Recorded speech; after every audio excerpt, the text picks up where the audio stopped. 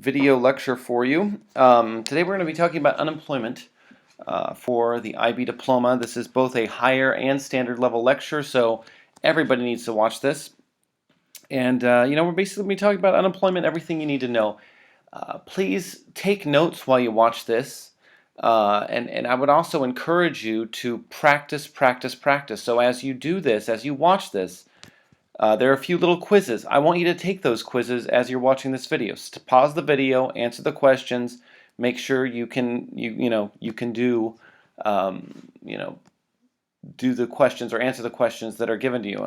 It's really important because we want to make sure that we're learning and showing ourselves, teaching ourselves that we can take information, we can retain it, and then we can use it later. So it's really important for you to take part in this. It is meant to be interactive on purpose. Okay, so before we kind of get into the video lecture, I think it's really important to note what we need to learn. First, obviously, we need to define unemployment, and we need to define the term labor force. IB usually has terms that they want you to define for paper 2 or for paper 1, sometimes even paper 3. So you definitely need to know how to define a couple of terms. There is also a formula for unemployment, and I think that standard level and higher level both need to know this. So everybody needs to take note of the formula. Next, sometimes governments calculate unemployment and it can be kind of misleading, and we get an inaccurate sort of statistic, and we want to discuss why is that statistic misleading. So you need to know why it's inaccurate, and I would definitely encourage you to take notes on this section as well. We also want to look at the consequences of unemployment. Unemployment obviously has economic consequences, but there are also social consequences. And you need to know, you need to be able to sort of identify and analyze maybe what some of those impacts are from unemployment or prolonged unemployment. Okay, and finally, and this is really important, there are 4 types of unemployment that IB wants you to know.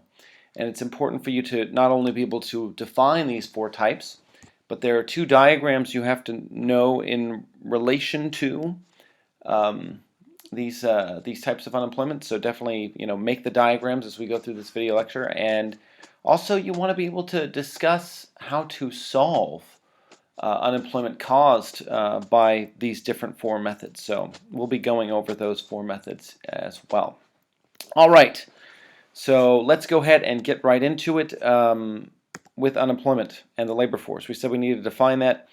What does it mean to be unemployed? Well, if you're unemployed, or unemployment in general, it refers to people that are actively looking for work but don't have employment. So you're only considered to be unemployed if you're actively seeking a job. If if you're not looking, you're not unemployed. So that's sort of the main requirement, is that not only do you not have a job, but you got to be looking.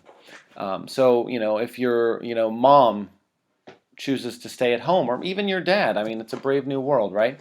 So if either of them choose to stay at home while the other one works, that parent would be they would not be unemployed because they're not seeking work. Or somebody who's independently wealthy, that just has so much money it's they don't know what to do with it all.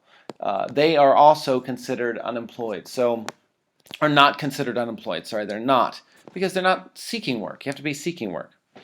The labor force is also something that we need to understand too, and it's basically the working age population. It may vary from country to country. So, I said, for us, it's probably 16 to 64, because generally a lot of young people get out of, out of high school or Berufsschule or whatever, maybe Hauptschule, and they can integrate quickly into the labor market. So for us, our labor force might be 16 to 64. In the United States, it might be 18 to 64. But it's generally the working age population that is both employed and unemployed. And so in order to sort of calculate the statistic of unemployment, we need the number of unemployed people divided by the labor force and then times it by 100. So basically, I mean, the only reason why we times it by 100 is we get a decimal, and in order to convert that decimal into a percent, we have to do it by 100. But as long as you know that you need to divide the number of unemployed people by the sum of the working age population, both employed and unemployed, that will give you a decimal, which you just convert to a percent, and then you've got your unemployment rate. Now, basically, worldwide, most economists agree that 5% or less is desirable for most countries. So, if you've got 5% or less unemployment, that's a good situation. Anything beyond 5 is not desirable. And to kind of give you a good example, Janet Yellen, the head of the Fed in the United States, she recently raised interest rates. Part of her justification was that the labor market has finally recovered to a point where we've reached about 5% unemployment, and she thinks it's time to raise rates. And we'll talk more about that later. But the point is she kind of thought the economic health is recovered as we're at about 5% in the United States, and so time to move on. Anyway, just know that 5% is sort of the desirable rate. Like we said earlier, you've got to be actively looking for work. So, children or students, retirees, pensioners, people that are disabled for different reasons, that aren't actively seeking work, they're not in the labor force and they're not considered unemployed. It's nothing against them, but it's just sort of a reality of how we look at unemployment statistics for the country.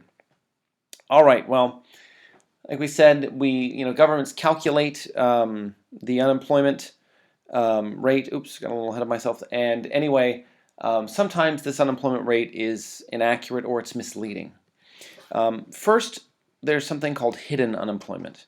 And this is basically, alludes to what we've just been saying, that unemployment for a lot of countries it is actually higher than what the statistic, the actual raw number.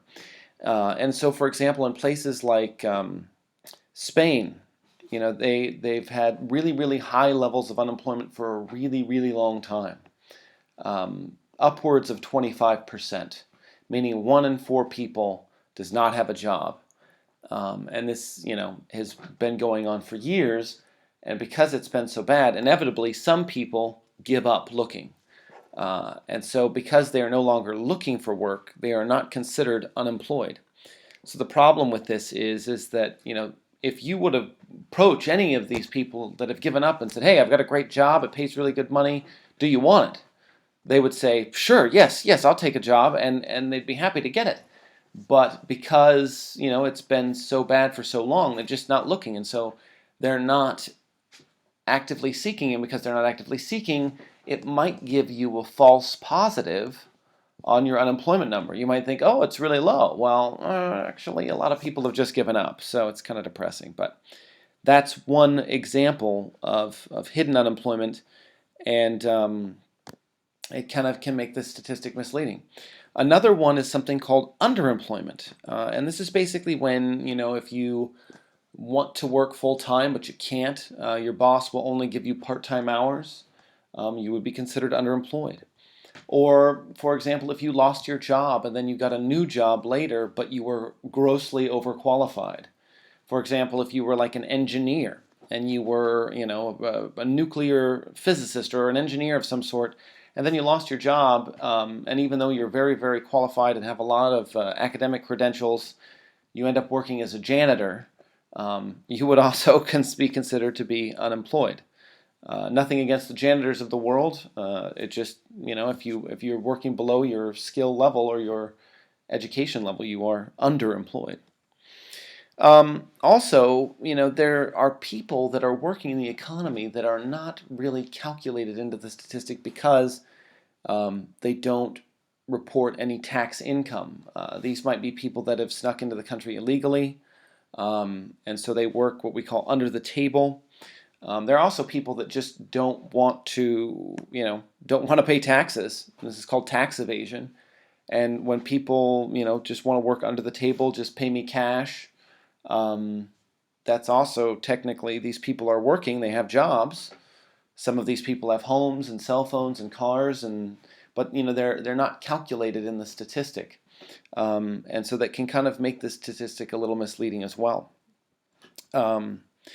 Anyway, I mean, I would even go in so far as to say, like, when, maybe some of you are babysitting, right? I mean, you don't report that income, to the government. It's a part-time job. Or when you mow somebody's lawn or do certain things where you earn money, you know, a lot of that activity is not monitored. You know, and it varies for a whole bunch of different people and different ages, but there are definitely unmonitored laborers. Okay, the way to really sort of maybe have a more accurate number for unemployment would be to you could talk about this in your essay, would be to look at something called the labor force participation rate. And it looks at basically, what percentage of the working age population is actually participating in the labor force. So it's basically the labor force divided by the entire working age population. And so we can see, what percentage of the people in the country are actually working and earning and participating in the labor force, or at least seeking work. And so that's another statistic that you could sort of mention in conjunction with the unemployment statistic to say that could help give you another sort of barometer of the economic health and the health of the labor market. Okay, let's move on. There's a few more problems with the stat, a few more ways that it is inaccurate or can be misleading. One, this statistic, generally how most governments calculate it, is governments will receive applications for unemployment from workers. For example, if you lose your job here in Germany or in the United States, you go to the Department of Labor or the Arbeitsamt, and you basically apply for unemployment government money. And so the government, looks at all these people that are asking for help or for money, and that's how they kind of calculate the statistic. And so when they do that, though, if they do it for the whole country or for one area, it can kind of be misleading. So, for example, regional differences. Here in Germany, most people know this. If I was to ask you, where do we have more unemployment in this country geographically? I think everybody should know that it's more pronounced in the East. East Germany has higher rates of unemployment than West Germany, and that's why a lot of people have opted or selected to move here. In other countries across the world, there are areas that are more depressed than others. For example, I think in Spain, the Catalonia region tends to be a lot more economically successful than some of the other regions. Or in Italy, the north might do a little bit better in terms of the labor market than the south. And so there are regional differences for countries where the overall statistic is misleading for what it is in a particular area. Also, in certain countries, women and certain racial and ethnic groups might experience higher rates of unemployment because of preferential hiring practices or even laws in place by governments. You probably know this, but in certain countries, women might not be allowed to have certain jobs or might not be able to, even to work based on the law. So it could kind of make this statistic misleading because there might be a lot of women that actually want to work, but are unable to do so because they can't, or they've given up looking, or they for whatever reason. Same with certain racial and ethnic groups that maybe have more difficulty in the labor market.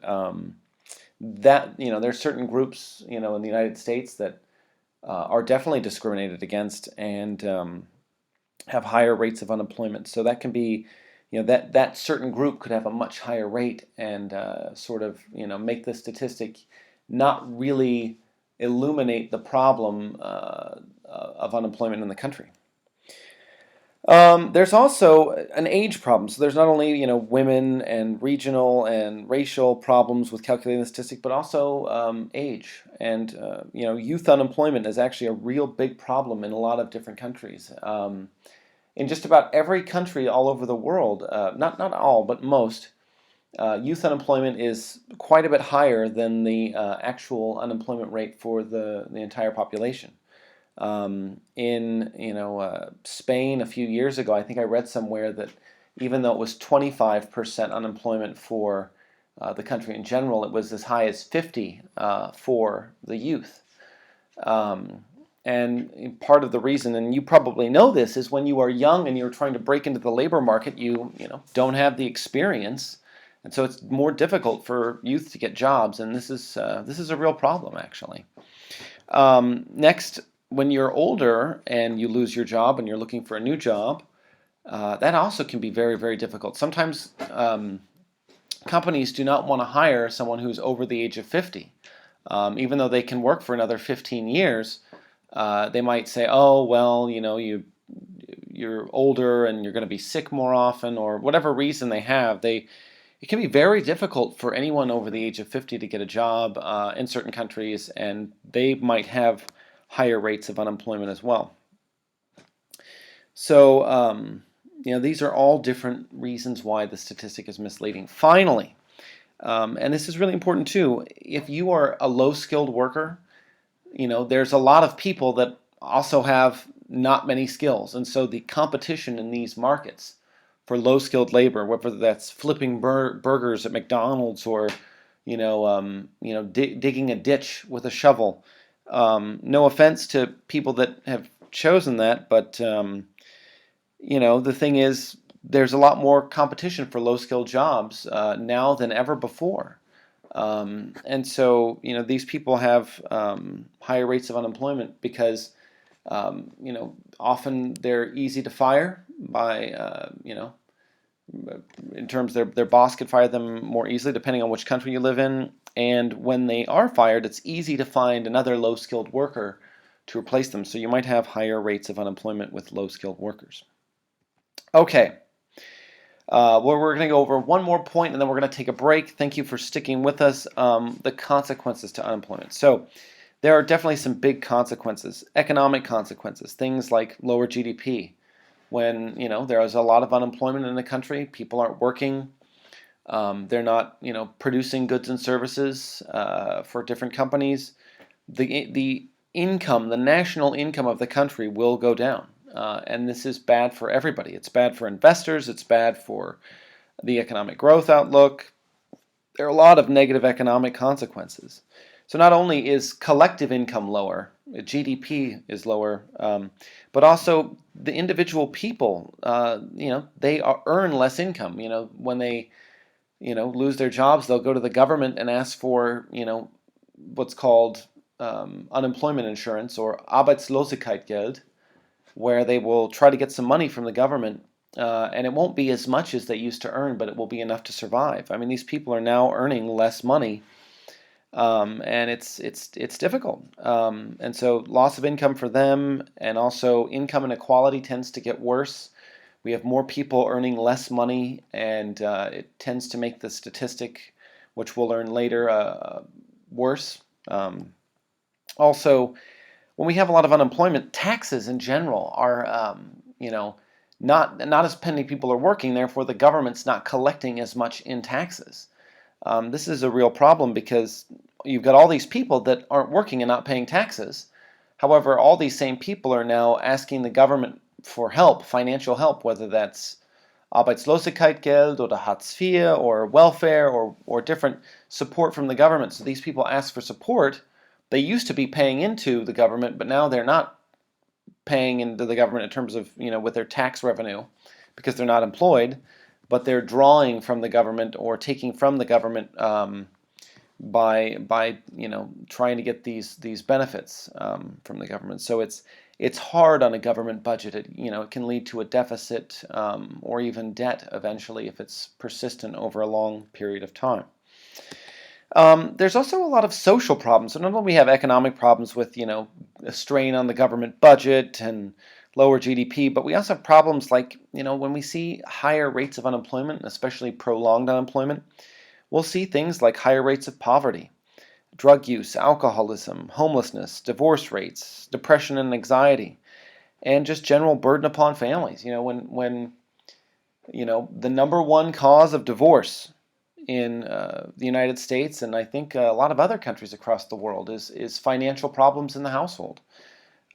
Breaking up families is not good for society. It's not good for you know, the health of society. Also, people that are unemployed just individually, not only do they have these higher rates of alcoholism and poverty, but they might acquire personal debt where they borrow money in order to get them by, and they sort of get into a debt trap. There's a whole lot of problems that comes from persistent unemployment, and so it's important to note that it's not just an economic problem, but it's a social problem. So that's kind of important to know. Okay. Let's go ahead and do a quick review. So I've got a couple of questions. I want you to look at the question, pause the video, answer the question, make sure you got it. If you don't got it, you need to, stop the video and practice and try to write down the answer and make sure you know this. You need to know this. Okay. 1. Define unemployment. How do we define unemployment, and what was the formula for unemployment? 2. Why was unemployment often misleading? What were some reasons why unemployment could be misleading? And 3, identify one social and one economic consequence of unemployment. So go ahead and take a moment, answer those questions, see if you can do it without looking at your notes. If not, look at your notes and then try it again later. And go ahead and pause the video, and I'll just go ahead and say you can stop. Okay, so you probably are done pausing and you want to go over the answer, so hopefully you defined unemployment as a state where a person is actively seeking but unable to find work. We calculate the unemployment rate by looking at the number of unemployed people divided by the labor force times 100. So hopefully you got that. 2, why is unemployment often misleading? Well, it doesn't take into account things like hidden unemployment, such as people that give up, or underemployment, people that are overqualified or not working as many hours as they would like, as well as regional differences or differences with certain groups like women or youth or the elderly. So that's all things to take into context or take into account. Next, you also want to look at one social and one economic. One social, as we just went over, increased levels of poverty, alcoholism, theft, higher levels of depression and anxiety within a society. All of those can be social. Economic consequences were things like lower GDP, higher income inequality, and a host of other problems. All right, so this is part 1 of this video on unemployment. I hope that you enjoyed it, and thank you for watching, and we will see